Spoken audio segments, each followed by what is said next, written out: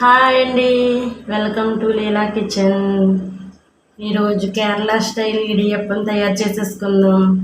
కూర ఏమీ అవసరం లేకుండా అవి ఎలా టేస్ట్గా ఉంటాయో, ఏం వేసుకుంటే టేస్ట్గా ఉంటాయో అన్నీ చెప్తాను మీకు. సింపుల్గా బియ్యం పిండి ఉంటే చాలు చేసేసుకోవచ్చు.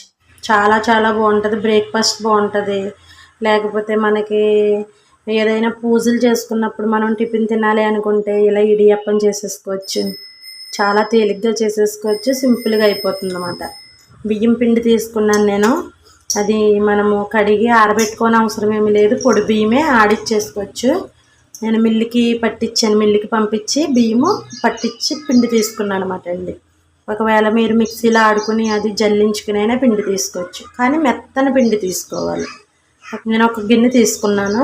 నేను కొలత చెప్తాను మీకు. గిన్నె తీసుకున్నానంటే ఎంత వాటర్ పోసుకోవాలి ఏంటో.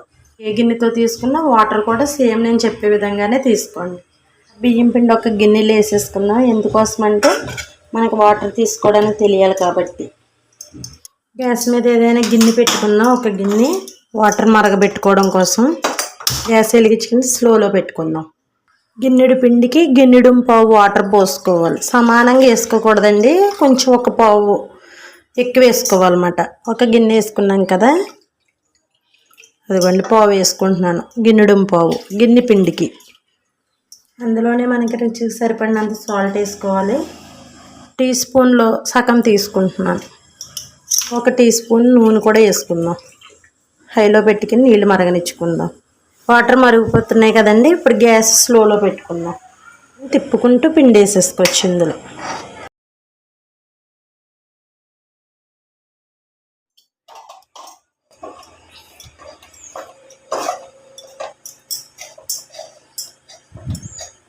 ఉండలు లేకుండా తిప్పుకోవాలి.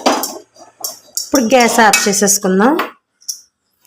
ఒక 5 నిమిషాలు చల్లారిన తర్వాత అప్పుడు చేతితో కలుపుకుందాం. చూసారా మనం వేసుకున్న వాటర్ ఎలా సరిపోయిందో. అందుకే ఎప్పుడైనా సరే మీరు ఏ గిన్నె అయితే తీసుకున్నారో ఆ గిన్నెతోటే గిన్నెడు పావు వాటర్ పోసుకోండి, సరిపోతుంది. చల్లార్చుకుందాం దీన్ని. ఒక 5 నిమిషాలు చల్లారిన తర్వాత చూసారా కొంచెం మనకి చెయ్యి కాలట్లేదు కదా. ఇప్పుడు మనకి ఇది బాగా సాఫ్ట్గా కలిపేసుకోవాలన్నమాట. ఇలా సాఫ్ట్గా మెత్తగా కలుపుకుంటే సరిపోతుంది.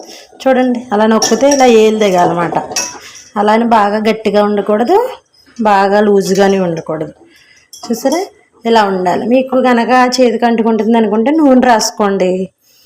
మాకు గట్టిగా ఉన్నది అనుకుంటే కనుక కొంచెం చేతిలో వాటర్ పోసుకుని కొంచెం ఇలా చిలకరించుకుని ఇలా ముద్ద కింద చేసుకున్నా పర్వాలేదు.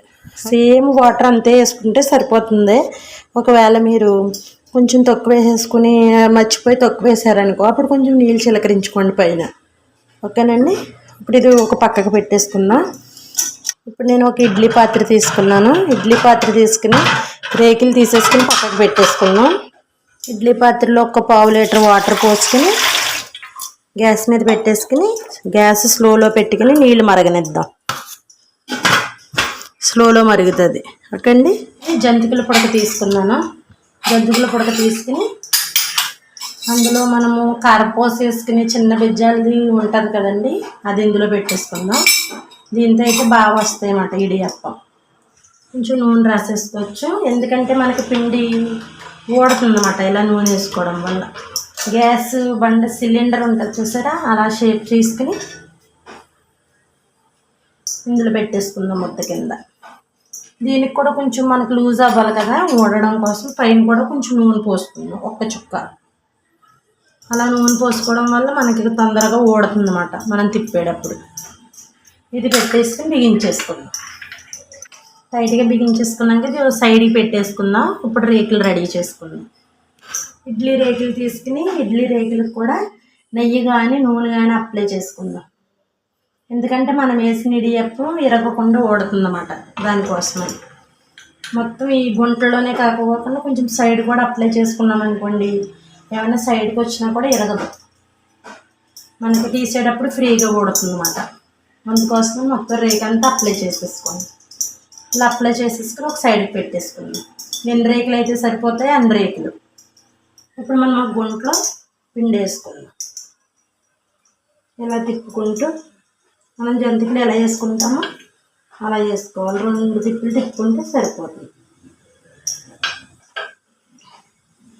చూసారా, ఇలా వేసుకున్న తర్వాత ఇలా ఒక్కసారి ఇలా అన్నామంటే ఊడిపోతుంది అన్నమాట. అది అలా ప్రతిదీ అలాగే వేసేసుకోవచ్చు.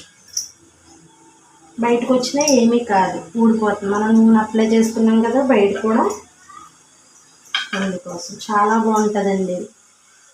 ఎప్పుడు ఇడ్లీ దోశ అలా కాకపోకుండా ఒక్కొక్కసారి ఇలా ట్రై చేసి పెడితే పిల్లలు బాగా ఇంట్రెస్ట్గా తింటారు కదా, అందుకోసం ఒకసారి చేయండి ఇలాగ మీరు కూడా. చూసారా, మనం వేసుకున్న పిండి 4 రేకులకి సరిపోయింది. ఇంకా ఉంది పిండి, ఇంకెన్ని రేకులు అవుతుందో చూసి అన్ని రేకులకి వేసుకుని చూపిస్తాను. సరే, నేను తీసుకున్న పిండి అయితే 4 రేకులు అయినాయి. కొబ్బరికాయ మిక్సీ పట్టేసుకుని కొబ్బరి పొడి వేసుకుని చాలా బాగుంటుంది అన్నమాట. ఇది వేసుకోవడం వల్ల చట్నీ కూడా అవసరం లేదు. ఇది మేకపాళ్ళు సోరువాతోటి, మటన్ కుర్మాతోటి, వెజ్ కూరలతోటి దేనితోటైనా బాగుంటుంది ఈ టిఫిన్. మనం దేనితోటైనా తినొచ్చండి. ఇడియప్పం పచ్చడితోటైనా తినేయచ్చు. దాన్ని రేకుల మీద పైన నేను కొబ్బరి కూర వేసేసుకున్నాను. మొత్తం అన్నిటిలో కొబ్బరి కూర వేసేసుకున్నాం. ఇప్పుడు నేను కొంచెం పంచదార వేసుకుంటున్నాను పైన. పంచదార వేసుకోవడం వల్ల పిల్లలు అయితే బాగా ఇష్టంగా తింటారు. ఇది మీకు ఇష్టమైతే వేసుకోవచ్చు, లేకపోతే లేదు.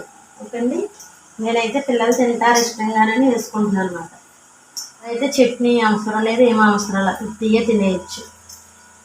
2 పంచదార వేసుకున్నాను, 2 బెల్లం పొడి వేసుకుంటున్నాను. ఆ రేకు పెట్టుకున్నాం కదా, ఈ రేకు పెట్టుకుని హోల్స్ ఉన్నాయి కదండి, ఈ హోల్స్కి ఈ రేకు రావాలన్నమాట. మయంగా హోల్స్ దగ్గర హోల్స్ రాకూడదు.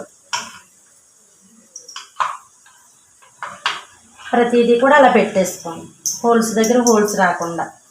ఇది తీసుకెళ్ళి మనం ఇడ్లీ పాత్రలు పెట్టేసుకుందాం. నీళ్ళు మరిగిపోతున్నాయి, మూత తీసుకుంటున్నాను. చూసారు నీళ్ళు ఎలా మరిగిపోతున్నాయో. ఇప్పుడు ఇది తీసుకెళ్ళి అందులో పెట్టేసుకుందాం. మూత పెట్టేసుకుని ఒక 10 నిమిషాలు మీడియం ఫ్లేమ్ మీద ఉడకనిద్దాం. 10 నిమిషాలు ఉడికితే సరిపోతుంది అన్నమాట. 10 నిమిషాలు అయింది, ఒకసారి మూత తీసి చూద్దాం. చూసారా, ఉడికిపోయినాయి. గ్యాస్ ఆఫ్ చేసేసుకోవచ్చు.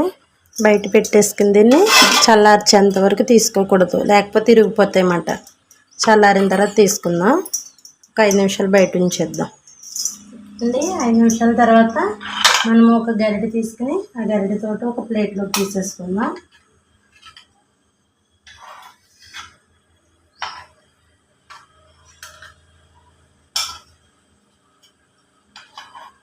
నూనె రాసాం కదా, చూసారా ఎంత బాగా ఉడుతున్నాయో, నేను ఎంత బాగా వచ్చినాయో. అదిగో చూసారా ఎంత బాగుందో. పైన కొబ్బరి కూర పీస్ చేసి చూపిస్తాను చూడండి. అదిగో పిల్లలు కూడా చాలా ఇష్టంగా తింటారు. చాలా చాలా బాగుంటుంది. టేస్ట్ కూడా అయితే సూపర్గా ఉంటుంది అన్నమాట. ఒకసారి మీరు కూడా ఇలా ట్రై చేయండి. ఎలా వచ్చింది ఏంటో నాకు కామెంట్ చేయండి. నచ్చితే లైక్ చేయండి, షేర్ చేయండి, నా ఛానల్ సబ్స్క్రైబ్ చేసుకోండి.